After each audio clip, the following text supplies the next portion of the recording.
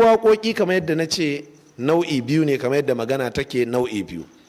Akwai magana ta halal, to akwai waƙa ma ta halal. Akwai magana ta haram, to akwai waƙa ma ta haram. Dukkan waƙoƙin da suke ɗauke da cin mutunci ko batsa ko wasu abubuwa waɗanda ba su dace da ainihin addinin musulunci ba, waɗannan waƙoƙi malamai sun tabbatar da cewa haramun ne.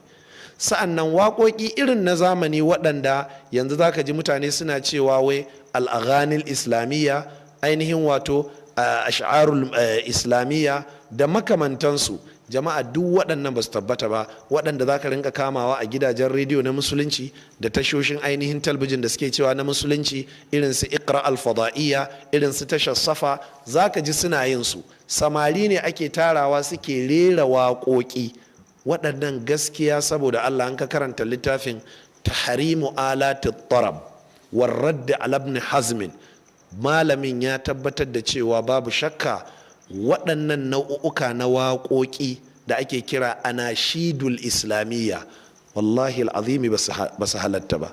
Ba don komi ba, saboda sun fita daga tsarin waƙe. To waƙe ne ya halatta a musulunci, ba waƙa ba. Waƙa ita ce irin wadda su Shata suke yi, da ɗan ana ce da na rambaɗa da makamantansu. Waɗannan ba su halatta ba a musulunci. Waƙe kuma su ne irin waɗanda irin su Dr. Namangi da ainihin Baba Mai Yafe da makamantansu suke yi. Misali, mawaƙi da yake cewa, na gode tabara jalla sarki mai kyauta da yayo bayinsa galibi masu mugunta, iyaye masu nagarta, iyaye waɗansu galibi masu haka. To yanzu irin wannan a Hausa ba a kiran shi waƙa, sai a kira shi waƙe. To waƙe ya halatta, amma shi ma ka a haɗa shi da kiɗa. To waɗanda ba su halatta ba ɗin kake roƙon Allah maɗaukakin sarki ya tsare ka daga shagaltuwa da su. Don ku kiyaye, Abdullahi ɗan Mas'udin, kamar yadda ya zo cikin musannam na Abdulrazak ko na Ibn Abi Shaiba da isnadi sahihi, yana cewa wanda duk bakin shi ya cika da waƙa, to Allah zai cika bakin shi da wuta.